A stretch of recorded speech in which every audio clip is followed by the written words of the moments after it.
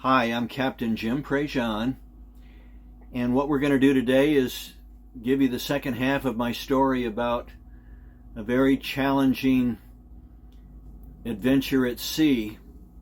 And I thought what I would do is start off by giving you an idea of the crew and what they were doing while this was occurring.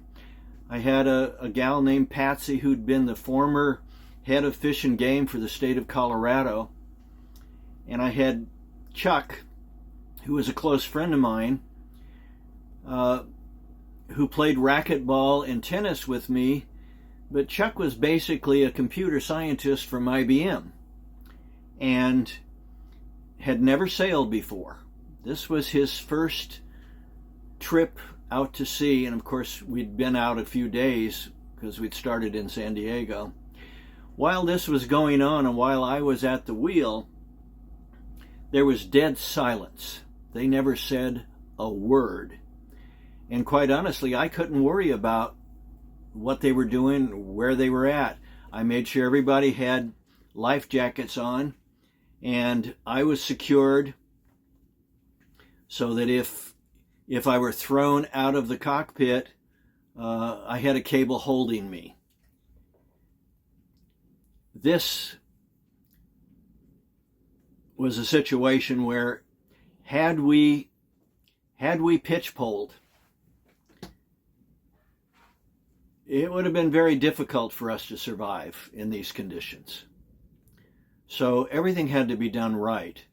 Now we had what's called a dodger, and a dodger is a canvas apparatus that's right above the entrance to the boat, and it blocks the wind and rain from hitting you. In addition, we had a bimini, and the bimini is a top that covers you.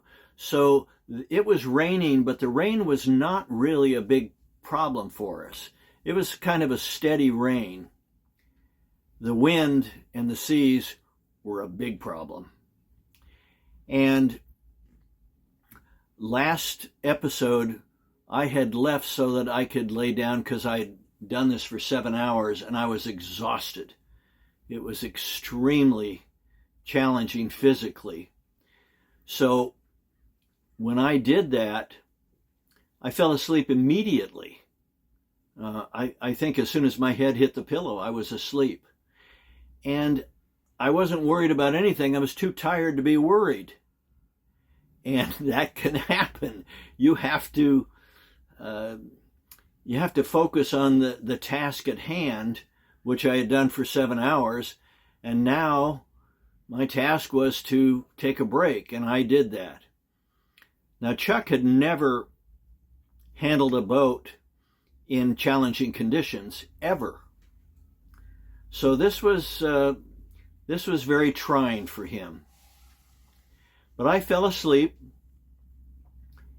and I woke up about an hour and a half, 2 hours later, and I could tell as soon as I woke up, conditions weren't quite as bad.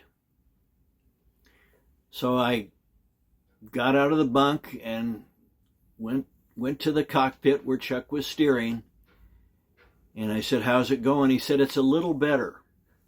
He said, I think the winds have calmed down to maybe 45, and we weren't going quite as fast, and the seas weren't quite as steep, but it was still very challenging.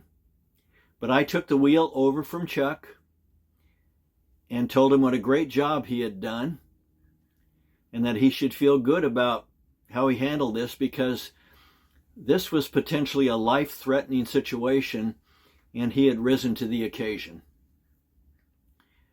I then took the wheel, and it continued to decline, the sea conditions and the wind. And we continued going, and within about 2 or 3 hours, it had dramatically improved.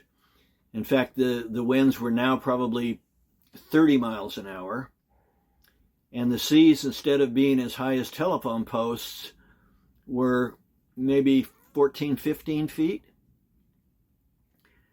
So we continued on, and the plan had been to continue from Mag Bay to Cabo. And this was going to be about a 3 or 4 day nonstop sail. So that's what we did. We kept going. The boat had handled everything wonderfully, and nothing had broke.